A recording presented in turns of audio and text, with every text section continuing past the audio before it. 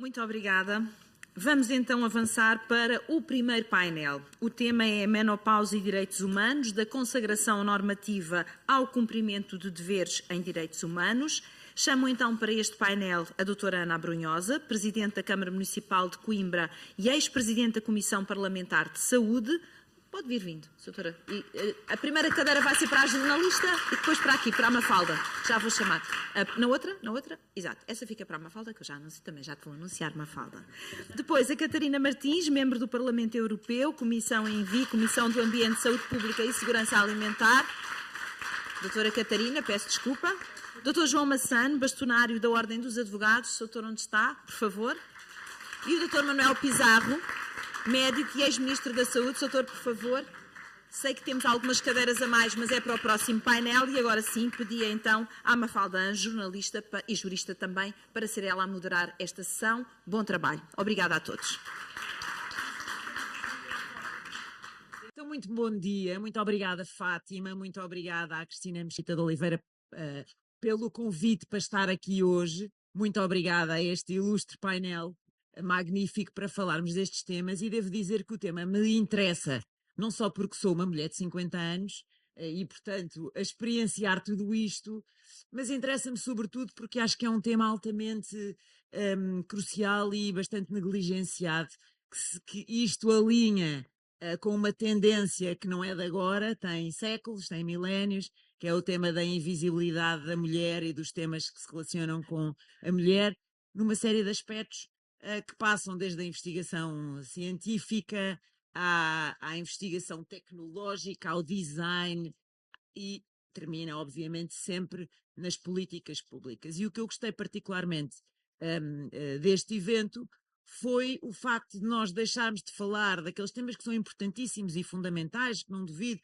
sobre os sintomas, uma coisa muito de literacia e de autoajuda, mas passarmos para a ação e passarmos, de facto, para as políticas públicas, e o que nós temos aqui hoje é um painel extraordinário para nos ajudar a fazer este caminho, como ouvimos agora, deixarmos a fase proclamatória e passarmos, de facto, à ação.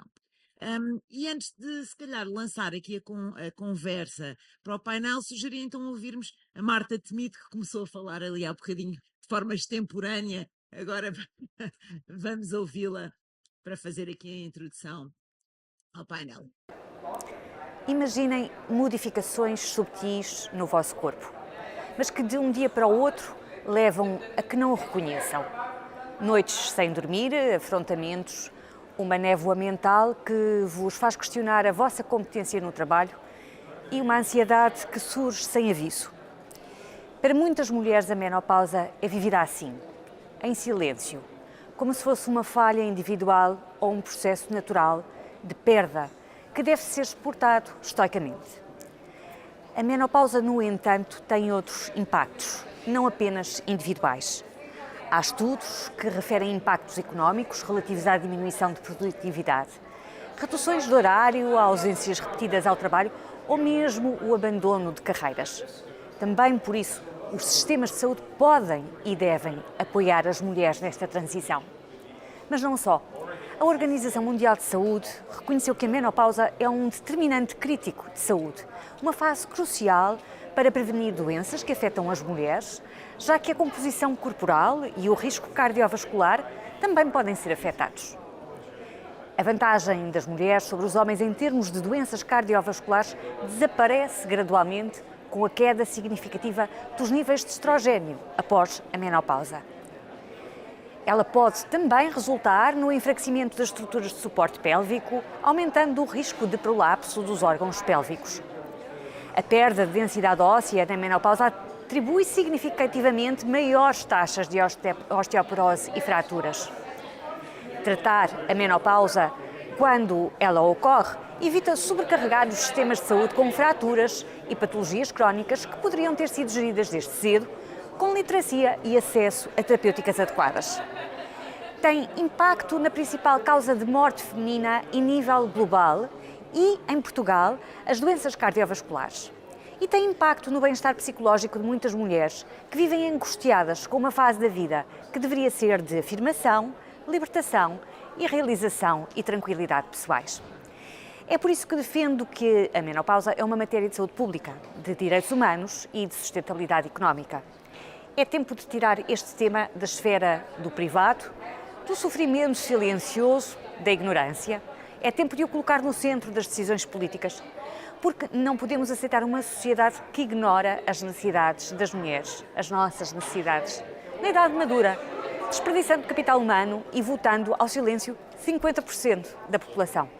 Por isso, tudo farei no Parlamento Europeu para que este tema, a menopausa, integre também com naturalidade as políticas de saúde, por uma política de saúde pública para todas nós. Bom, a Marta Temido estava para estar aqui connosco hoje, mas causas políticas de força maior obrigaram-na enfim, a estar noutras paragens e enviou-nos este vídeo que serve, no fundo, da apresentação aqui ao tema. E eu lançava a pergunta à Catarina Martins, começava por si, e perguntava-lhe, quando falamos de menopausa e ouvimos aqui uma série de sintomas e de problemas que vêm associados a ela, de que direitos humanos é que falamos quando ouvimos tudo isto e o impacto a que as mulheres estão sujeitas? Obrigada. Antes de mais, muito bom dia. Gosto muito de estar aqui. Obrigada à Cristina pelo convite e, bem, obrigada a toda a gente que se envolve. Nós estamos a falar, em primeiro lugar, de direitos das mulheres. E acontece uma coisa, com certeza as pessoas que estão aqui devem ter imensa experiência de falarem com todas as idades. Nós chegamos a uma escola e falamos de menstruação a adolescentes e começa assim tudo com uns risinhos nervosos, não é? Quando falamos de menopausa acontece a mesma coisa, mas nos parlamentos. Para vocês terem uma ideia, a primeira vez que o Bloco de Esquerda tentou negociar num orçamento de Estado produtos menstruais para as mulheres, também houve uma série de risinhos nervosos dos homens da sala. Da primeira vez que falámos de menopausa no Parlamento Português, foi em 2024, quando a Marisa Matias apresentou o projeto, recebemos uma data de mensagens a dizer que parvoíce a falarem de menopausa. E eu fiz agora um encontro, foi a primeira vez que houve uma sessão com cientistas sobre a menopausa no Parlamento Europeu e a extrema-direita finlandesa fez um ataque brutal nas redes sociais sobre o facto de nós falarmos de um tema que não interessava a ninguém. Portanto, nós sempre que falamos estamos a falar de direitos das mulheres, os direitos humanos. E agora, isto depois tem, a Marta explicou, tem implicações numa série de áreas da nossa vida. Eu às vezes costumo dizer uma coisa que é: se não são boas pessoas, pelo menos não sejam estúpidos. Nós estamos a falar de metade... É um ótimo princípio. Exatamente. Nós estamos a falar de metade da mão de obra do mundo durante metade da sua vida. Porque, ao contrário do que as pessoas pensam, a menopausa não é uma fase da vida que nos apanha quando nós já estamos reformadas, não apanha-nos a meio da vida profissional, as mudanças todas. Portanto, aquilo que nós estamos a falar é de uma alteração enorme em metade da mão de obra, de trabalho deste mundo, durante metade da sua vida, da sua atividade profissional. E, portanto, tem um impacto extraordinário. Se não são boas pessoas, não sejam estúpidos. E aqui, eu sei que vamos ter painéis sobre saúde com gente que sabe muito mais, mas eu, se calhar, e eu não vou poder ficar, e peço-vos imensa desculpa, mas eu expliquei na altura à Cristina, eu tenho hoje um compromisso em Braga, voei para Lisboa primeiro para poder dar aqui uma saltada antes de me ir embora, me peço desculpa por isso. Mas eu, se calhar, se a Mafalda me permitir, dizia só o que é que eu acho que está a acontecer, que pode ser diferente e que pode ser interessante. Pela primeira vez, do ponto de vista europeu, das instituições europeias, se começa a falar de uma estratégia para a saúde das mulheres e a palavra menopausa aparece. Este tem sido um trabalho que é mais difícil do que se pensa, começou seguramente antes de eu ter chegado ao Parlamento Europeu, mas que neste momento está a ter bastante força. Porquê é que isto é importante? Porque, pela primeira vez, se dizem coisas como: esta é uma fase da vida das mulheres em que é preciso agir do ponto de vista da investigação, do ponto de vista do ensino nas profissões de saúde, do ponto de vista dos locais de trabalho e do ponto de vista do acesso das mulheres às terapêuticas de que precisam. E se isto passar das palavras a ter orçamento, que é também uma coisa que estamos a debater neste momento na União Europeia... Para deixar de ser proclamatório é preciso dinheiro. Pode ser bastante importante. E há alguns passos que estão agora a ser debatidos e que eu acho que podem ter efeitos muito em breve. Eu faço parte de um grupo de eurodeputadas que, na verdade, inclui gente de todos os grupos políticos, menos daqueles grupos políticos que acham que as mulheres não têm direitos sexuais e reprodutivos, mas todos os outros, da esquerda à direita, estão incluídos neste trabalho que temos feito em conjunto, que tem conseguido alinhar-se muito para isto. Vai sair, eu sou relatora de uma opinião na saúde pública que vai sair em breve e que eu acho que pela primeira vez vai ser clara sobre a necessidade de uma estratégia para a saúde das mulheres. A Comissão Europeia já incluiu na estratégia a saúde das mulheres em menopausa pela primeira vez este ano. E há, não só do ponto de vista orçamental, mas do ponto de vista da literacia e das mulheres procurarem ajuda, algo que é muito importante, que é nós acabarmos com o mito de que a terapêutica hormonal é um risco para a vida das mulheres. Isto foi muito, ou seja, está aqui gente da saúde que pode explicar isto melhor do que eu, teve a ver com condições e com um estudo sobre um medicamento específico, não corresponde hoje ao que está disponível às mulheres, nem ao que a ciência diz hoje. E a verdade é que muitas mulheres continuam a dizer eu não preciso de nada porque é mais seguro assim e faço tudo sem nada. Ou seja, mesmo quando já têm literacia para perceber os sintomas, depois não se pede ajuda. E se nós conseguirmos, do ponto de vista da saúde, passar este obstáculo, pode ser que tanto para os médicos como para as mulheres comece a ser mais fácil. Não é dizer-se que é tudo medicalizado, não é disso que eu estou a falar, mas é falar-se com abertura e sem medos, sem fantasmas, do que pode ser o melhor caminho para cada mulher, porque as mulheres também são todas diferentes. Eu espero que estejamos perto de dar esse passo, depois fica o outro, é que tudo seja acessível a todas as mulheres, não é? Aquela palavra pela qual eu mais luto no Parlamento Europeu, que é affordability. Passo os meus dias todos a lutar pela affordability, ou seja, não basta que seja para as mulheres que têm dinheiro, todas as mulheres têm que ter acesso a tudo o que precisam. E também, acho eu muito importante, é que se passe da bolha, e acho que estarmos aqui todos juntos é muito importante, que se passe da bolha destes debates, que são setoriais, e há muito mais coisas, eu também não me quero alongar, há mais gente para falar, mas que se passe desta bolha para chegar a toda a gente e para as pessoas não terem vergonha de assumir o que são as várias fases da sua vida, porque isso só nos fragiliza e, sobretudo, se há risinhos parvos na sala, é porque há ignorância e vamos acabar com ela e nós aguentamos bem os risinhos parvos, o que nós não aguentamos é ficar paradas ou andar para trás. Muito obrigada. Obrigada, Catarina. Bom, o título desta conferência inclui as palavras direitos humanos e João Massano, eu pedia-lhe para nos explicar que direitos de facto estão em causa. Direito à saúde, à informação, ao trabalho, em condições dignas, à igualdade. Em última análise estamos sempre a falar de igualdade. O que é que está aqui em causa e depois como é que isto se concretiza nas vidas das mulheres na prática? Em primeiro lugar, muito obrigado à Cristina por estar aqui hoje, é um prazer. Acho que é um ato de coragem estar aqui convidado por uma mulher, um homem, a falar sobre uma coisa que não vai passar na ótica do utilizador, obviamente. Se bem que todos os homens sofrem os efeitos indiretos da menopausa por variadíssimas situações que todos sentimos no nosso dia-a-dia. Depois, sublinhar o facto de custa-me ver aqui poucos homens. Acho que é um tema que cada vez mais os homens têm que estar presentes, até para evitar o domínio da estupidez e dos risinhos parvos que foram aqui referidos. E lembro-me, em especial, da doutora Leonor Beleza e de algo que ela disse há poucas semanas, quando esteve na Ordem dos Advogados a receber um prémio. Ela disse que, no que diz respeito a nós, mulheres, temos de desenvolver este esforço coletivo de transformação e os homens são necessários e são bem-vindos. E acho que é um facto. Quando se é bastonário de uma Ordem dos Advogados, em que a maior parte das mulheres, 60% a 70%, representam o grosso da coluna, é impossível um bastonário, ainda que seja homem e, naturalmente, não tenha a tal perspectiva do utilizador, não pode ignorar. E quando nós olhamos para a invisibilidade, o silêncio acaba por ser mesmo a primeira forma de discriminação. Porque quando não se fala das coisas, quando varremos para debaixo do tapete, nunca as vamos sequer tentar compreender, quanto mais regular ou criar soluções. E esse, para mim, é o grande problema, é o silêncio.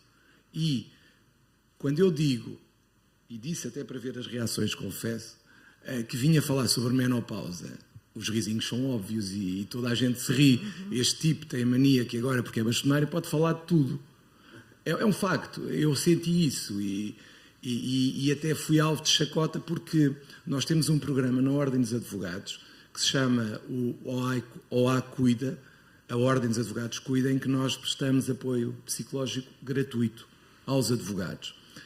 E uma das coisas que eu disse na altura, mesmo antes de estar a pensar na minha intervenção aqui, foi que é preciso que as pessoas tenham alguém com quem falar.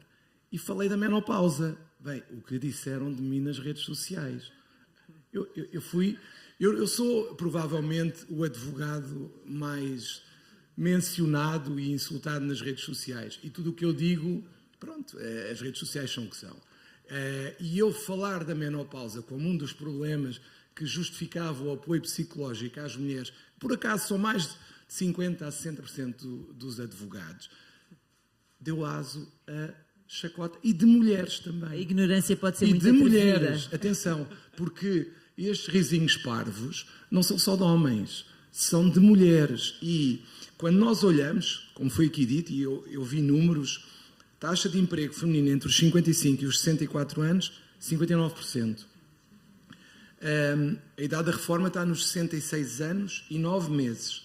Fala-se em sintomas que começam na perimenopausa, que são 10 ou mais anos até chegar à menopausa. Ou seja, nós estamos a apanhar as mulheres no auge da carreira. No auge da carreira. Estamos a falar de cerca de 15 a 20 anos. Ora, quando a nossa longevidade aumenta e nós não queremos enfrentar este problema, vamos só aumentá-lo mais à frente. E o que eu tenho visto, até pela experiência comparada que tive a oportunidade de fazer, 1 em cada 10 mulheres deixa o emprego por causa dos sintomas, 1 em cada 7 reduz o horário e quase 1/5 considera fazê-lo. Custos na ordem dos 150 mil milhões de dólares por ano. Não se pode ignorar. Não se pode ignorar. As mulheres são a maioria. A minha pergunta é que os direitos estão lá, mas como é que se concretiza isto? Não se pode ignorar? Exatamente. Como é que isto se concretiza? Como é que podemos exigir atenção das políticas públicas para este tema que impacta tanta gente? Primeiro, eu acho que o primeiro é romper o silêncio.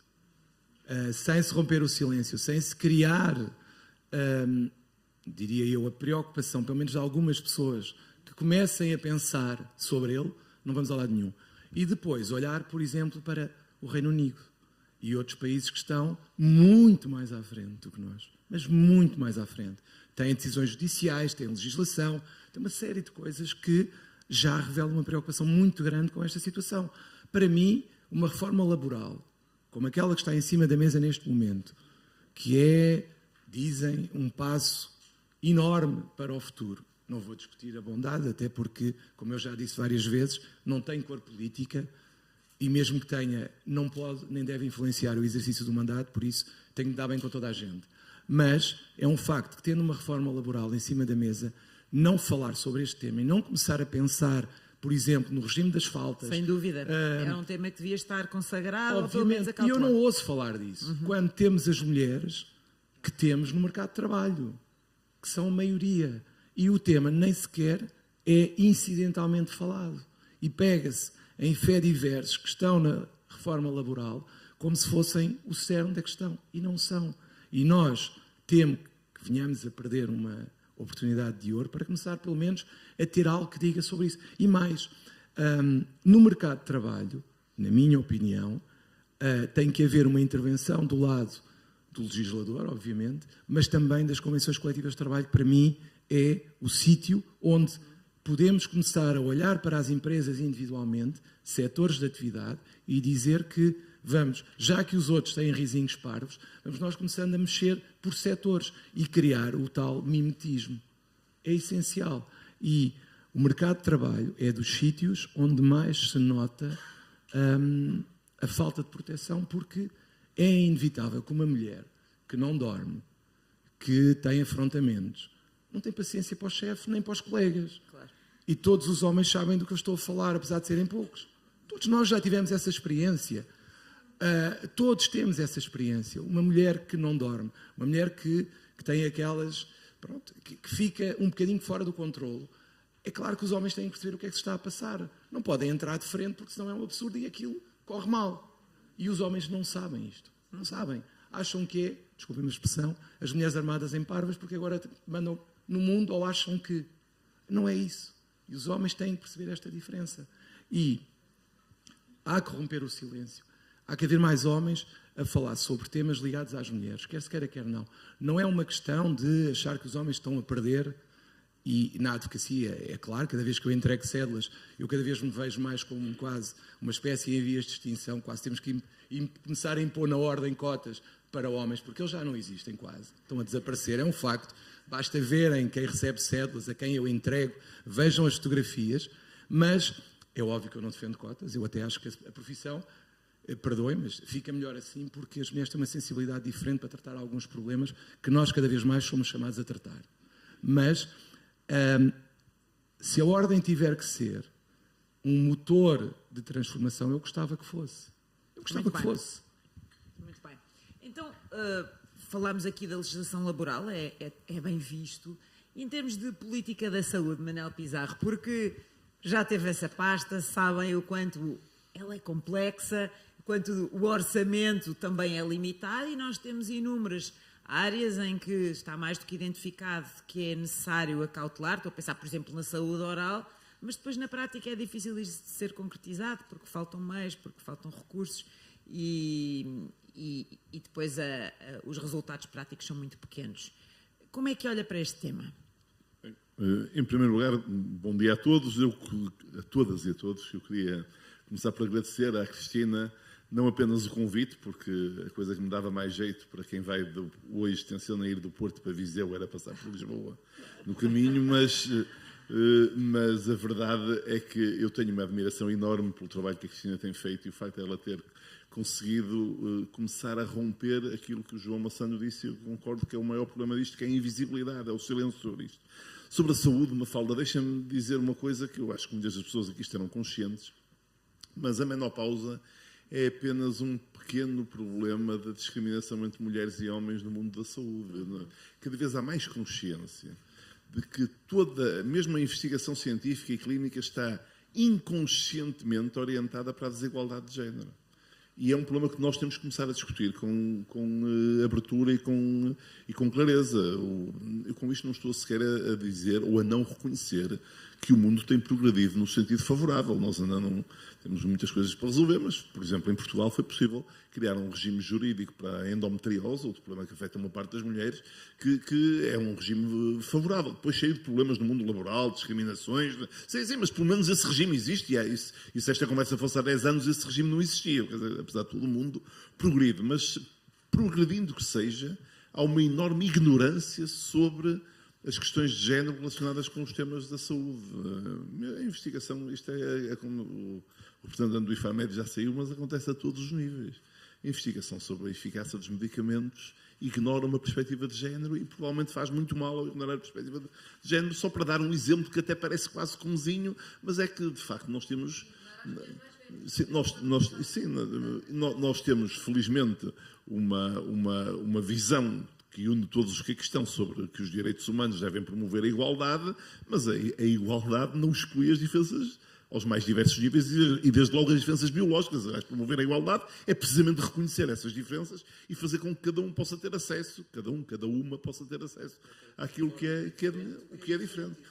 E esse é um tema absolutamente central. Portanto, eu acho que o tema qual é a coisa mais urgente, mesmo na área da saúde, é colocar isto na agenda política.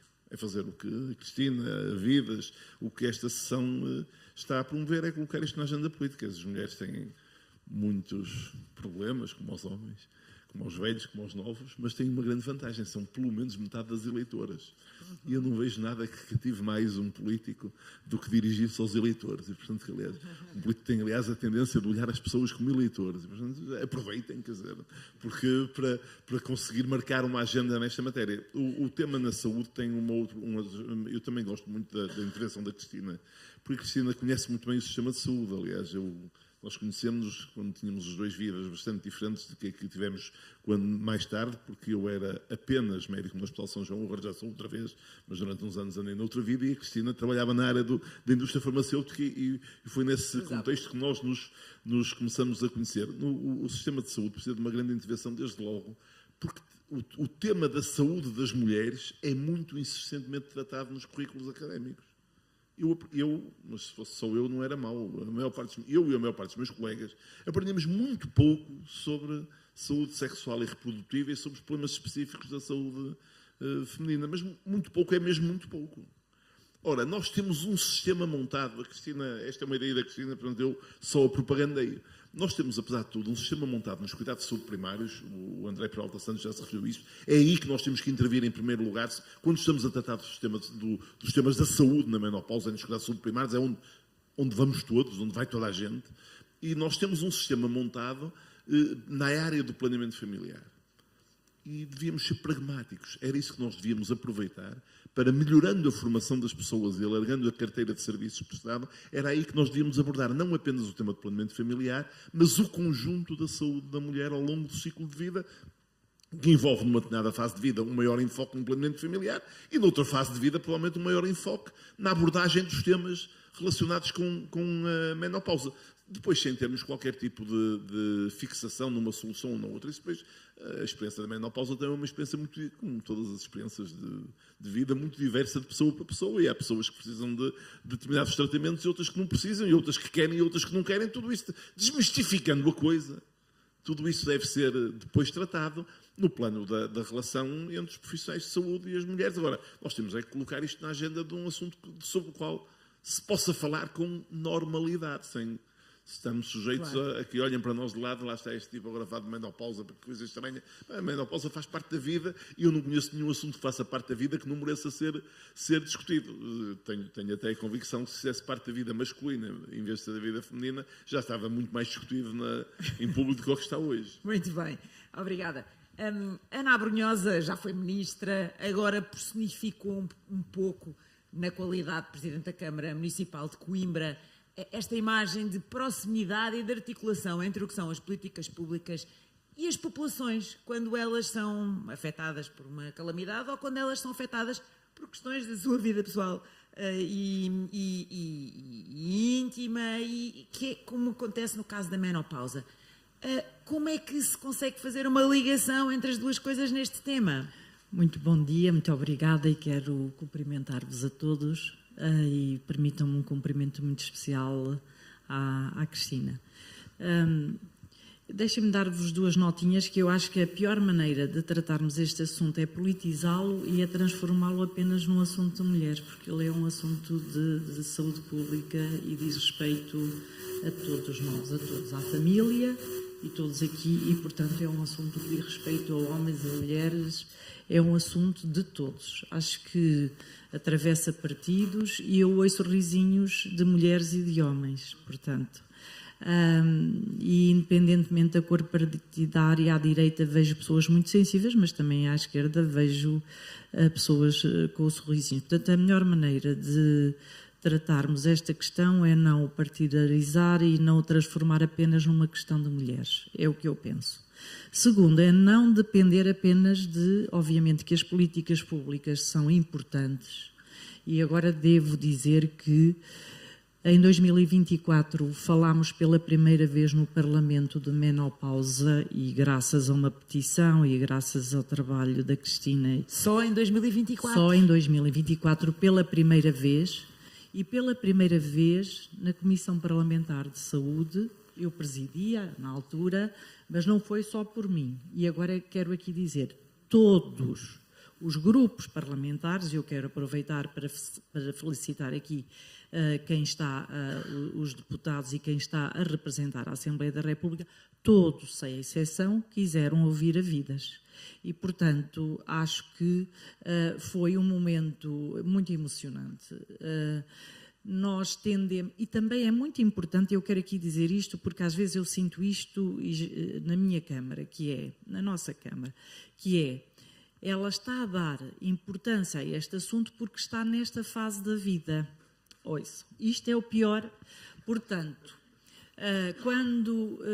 E então volto lá, as políticas públicas são importantes e daí que pessoas como a Fátima Lopes e outras figuras públicas tenham emprestado a sua voz, a sua força e a sua visibilidade a esta causa é fundamental. Não, só quando a sociedade se incomoda com o assunto é que depois a política pública. E depois há uma fase na política pública, porque há a fase do discurso e depois há a fase das medidas e a fase do orçamento. E também pela primeira vez, e no orçamento também primeiro tem que se falar e só depois é que aparecem recursos. Portanto, sabemos que isto é um caminho longo. Enquanto Presidente de uma autarquia, acho que não devemos depender apenas do Governo para tornar esta causa uma causa de todos, que eu encaro como uma causa de igualdade de género. Até porque, para não focar apenas na questão da menopausa. E isto faz-se com proximidade. E qual é o nível em que o político está mais próximo? É o da autarquia. E é aquele nível em que as pessoas têm ou há vontade, porque se gera confiança. Na gestão de proximidade gera-se confiança. E nós não podemos ignorar que há muitas pessoas, por muito que falemos, que continuam a viver estes problemas no silêncio, muitas pessoas, porque nós estamos a falar de uma geração que foi educada a suportar, a aguentar e até a ter vergonha de falar. E, portanto, esta gestão de proximidade, e daí que os cuidados de saúde de proximidade, o médico de família, ter especial sensibilidade, é levar a pessoa a falar, é identificar, saber olhar, tal como nós na política. Quando estamos no terreno, obviamente que nós olhamos e vemos e muitas das vezes levamos a pessoa a falar. Não é fácil falar destes problemas para uma geração que foi educada a esconder, a ficar em casa e a não reivindicar direitos que tem. E na Câmara Municipal, nas nossas organizações, nós podemos começar a também ajudar a mudar a vida destas pessoas. Como? Ambientes de trabalho, aqui já foi falado, saudáveis, com ventilação, teletrabalho para quem tem insónias, teletrabalho ou possibilidade de... E nós podemos fazer a diferença. E, portanto, quando começamos, e há aqui um município amigo da menopausa que é também uma referência, começarmos também a fazer isto. E as empresas, há muitas empresas que já começam nesta temática. Na política local, nós temos que falar com as pessoas e, sobretudo, gerar confiança, gerar ambientes, gerar contextos de diálogo para as pessoas nos dizerem também muitas das vezes o que precisam, para que no auge da sua carreira, ou outras não, há mulheres com 30 e tal anos que entram na menopausa e isso perturba-as muito no trabalho, muito. E, portanto, o apoio psicológico que nós podemos... Um autarca, neste momento, as competências de um autarca são na área da saúde e, portanto, nos cuidados de proximidade. Temos um papel que o SNS nos dá muito poderoso, não devemos fugir, devemos assumi-lo e querer ter uma voz também, porque nós temos também um papel na promoção da saúde e cuidar da menopausa é cuidar de promover a saúde e eu recuso-me a tratá-lo porque é um problema de mulheres, não, é um problema da sociedade, de todos nós. Bom, agora uma ronda telegráfica, porque estamos mesmo a acabar o tempo aqui do nosso painel, com as prioridades absolutas para trazer este tema e concretizá-lo, no fundo, os direitos. Catarina, o que é que temos que fazer em Portugal? Não sei se pode partilhar. Prioridades absolutas. Prioridade absoluta é falar do tema. A Ana vai-me perdoar, mas eu quero muito homens a falar disto, mas eu tenho a certeza que foi porque neste país há mais mulheres que tiveram que fazer frente a muitos preconceitos da sociedade para terem as carreiras que têm e chegarem com a menopausa onde chegarem para este tema for falado. Usemos agora essa força. Temos de usar essa força para pôr o tema em todo lado. Precisamos ter condições no emprego, sim, sobre a nossa saúde e, desde logo, condições tão básicas como até as condições de temperatura. Não há razão nenhuma para ser tudo feito para os fatos dos homens andarem de gravata e nada ser pensado para as necessidades que as mulheres têm na temperatura dos próprios espaços. Isto tem de ser pensado. Falou-se das baixas, etc., do que for preciso, mas isso é preciso pensar.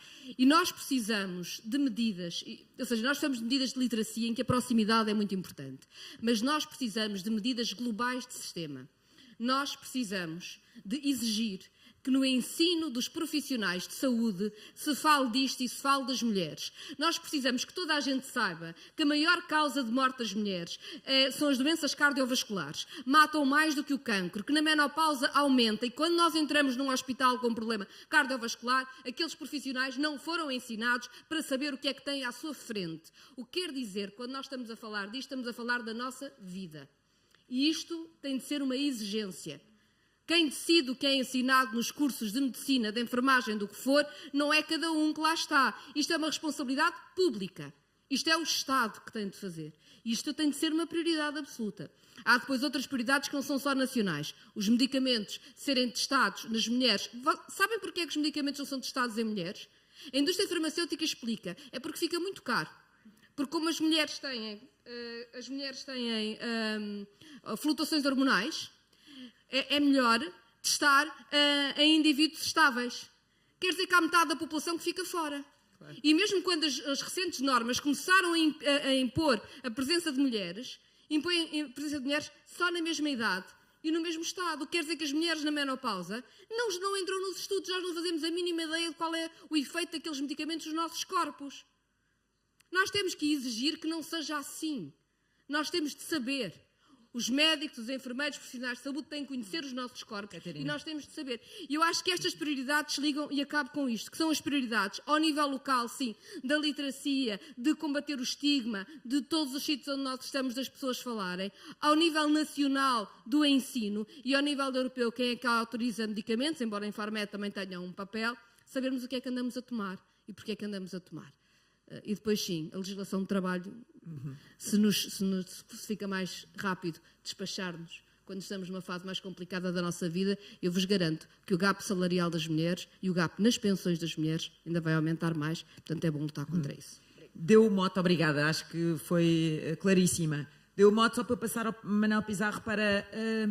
porque também tocou neste tema da capacitação dos médicos, porque dizia isso, os médicos não estudaram este assunto e até há muito pouco tempo atrás, segundo sei, continuavam a não estudar, não é só da sua geração, são os novos, só agora há muito poucos anos é que saem da clínica geral sabendo o que é isto da menopausa, que por acaso afeta metade da população. Como é que se pode melhorar isso? Telegraficamente. Sim, eu vou tentar ser muito telegráfico, mas vou dizer, em primeiro lugar, que eu concordo que prioridade é mesmo falar do assunto, é colocar o assunto na agenda pública e estou de acordo com a perspectiva que a Ana Abrunhosa aqui nos trouxe de o fazer de forma despartidarizada e de forma a envolver o conjunto da sociedade. E isso nem sequer é contraditório com a ideia de que isto diz mais respeito às mulheres do que aos homens. É evidente. Mas também é evidente que nós chegaremos mais longe se envolvermos o conjunto da sociedade no tratamento disto.